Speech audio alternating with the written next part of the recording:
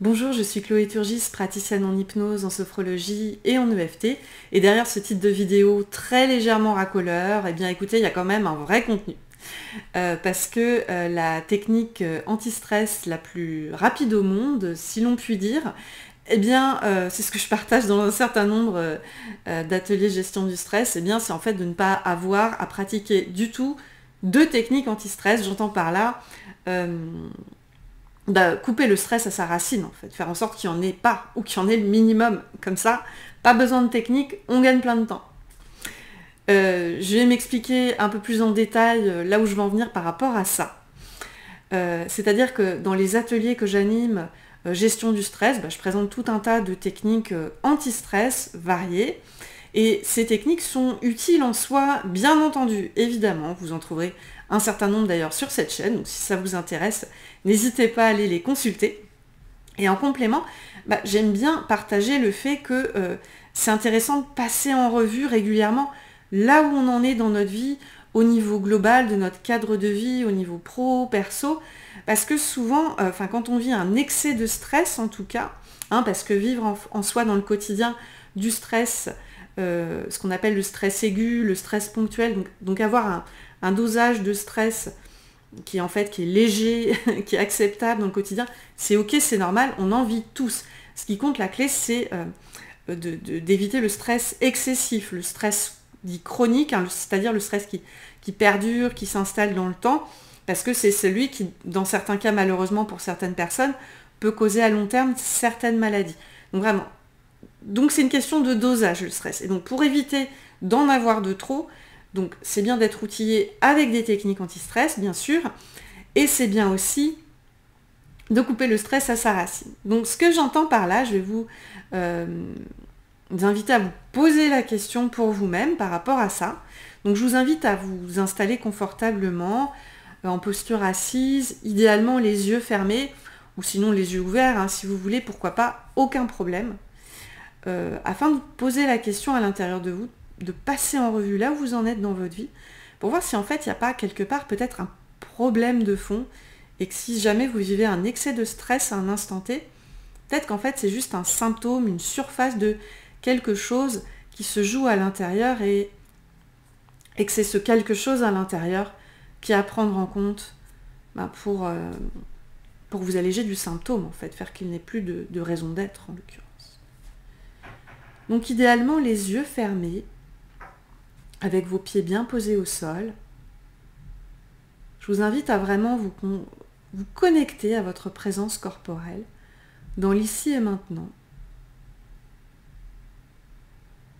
sans rien chercher à relaxer forcément, juste en tournant votre regard vers l'intérieur de vous. Et j'insiste sur ce point en toute honnêteté vis-à-vis de vous-même, sans vous mentir à vous-même, sans filtre.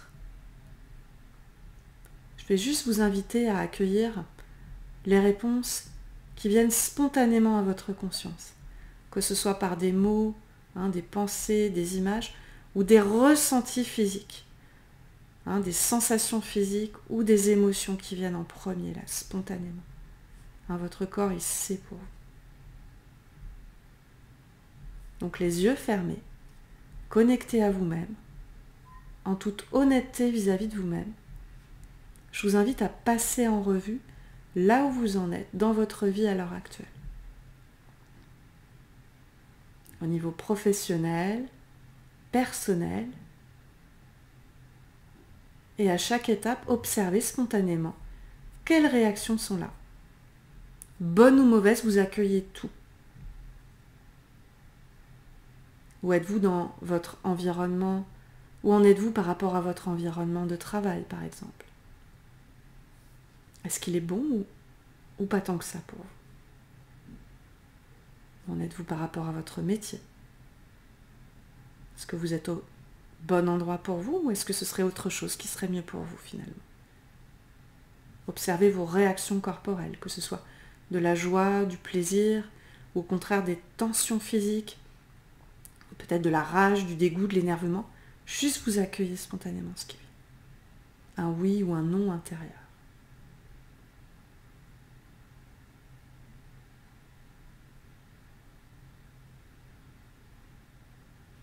Où en êtes-vous également par rapport à votre lieu de vie? J'entends par là peut-être au niveau géographique ou votre habitation. Est-ce qu'il est bon pour vous en l'état? Ou est-ce que ce serait mieux pour vous de changer de lieu, de déménager? Dans la mesure, bien sûr, du réaliste et réalisable, évidemment.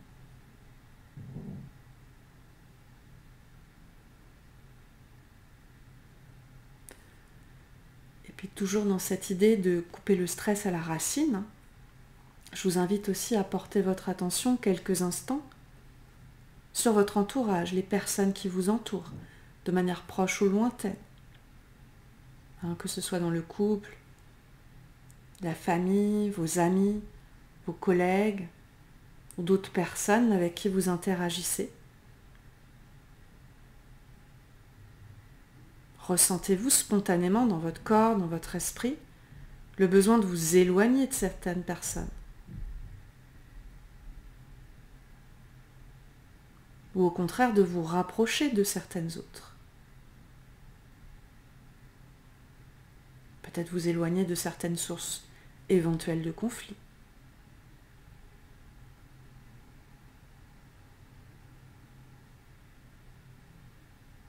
C'est ainsi que vous allez potentiellement mieux couper du stress à sa racine, potentiellement. Profitez-en aussi ensuite pour passer en revue vos activités. Si vous en avez, j'entends par là des hobbies, des habitudes, activités physiques, alimentation. Est-ce que c'est bon pour votre corps en l'état?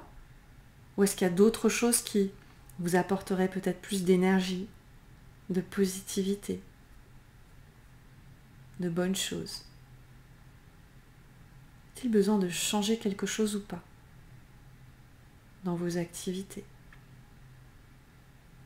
Ou vous mettre à une nouvelle activité, un nouveau loisir peut-être?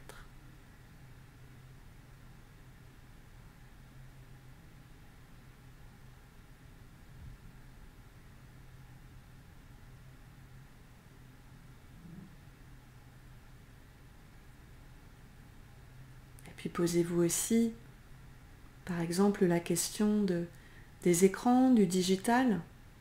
Auriez-vous besoin d'une petite digital détox? Êtes-vous surexposé aux écrans, aux emails?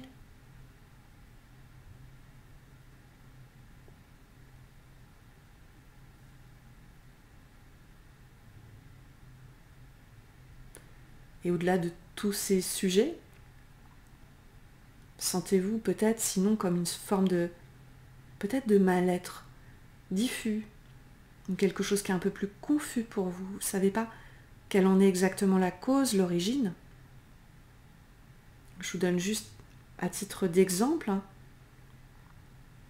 quelques faits. Certaines personnes ressentent un excès de stress dans leur vie parce qu'elles n'accueillent pas de manière conscientisée certains traumas, où il y a encore un deuil pas encore tout à fait fait, si je puis dire. Pour ces personnes-là, quand il y a cette forme de mal-être diffus, bien sûr, dans certains cas, elles peuvent le dépasser par elles-mêmes, par différents biais. Et pour certaines personnes, c'est par le biais d'un accompagnement thérapeutique qu'elles peuvent mieux conscientiser et dépasser ce genre de problématique de fond. Prenez un petit temps pour poser la question à l'intérieur de vous. Si quelque chose en vous a peut-être besoin de davantage d'attention, de conscientisation ou de travail sur vous.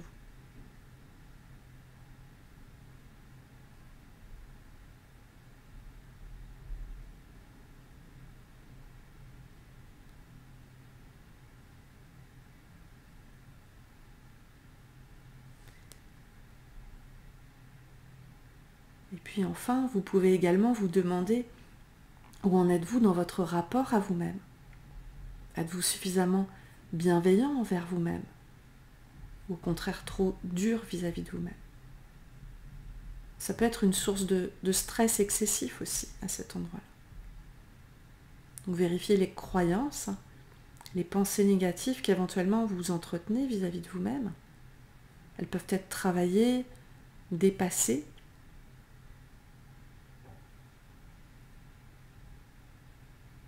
Pareil, peut-être avez-vous des croyances limitantes, négatives sur le monde, sur les autres.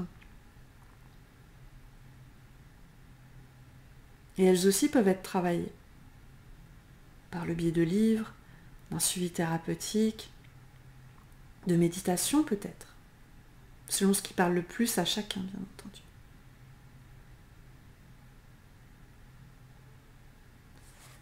Donc voilà pour ce bref passage en revue global de là où vous en êtes dans votre vie. Prenez 2-3 bonnes respirations avant de réouvrir les yeux. Enrichi, je l'espère, d'informations par rapport à ce que peut-être vous pourriez changer comme habitude de vie là maintenant, ou comme engagement que vous pourriez prendre à partir de maintenant vis-à-vis de vous-même pour vous sentir mieux à partir de maintenant. Donc, et ce peut être ou non en complément de techniques anti-stress ou autres. Voilà, j'espère que cette vidéo était suffisamment claire pour vous et qu'elle vous aura apporté vraiment des informations utiles, je l'espère. Merci pour votre attention, à bientôt.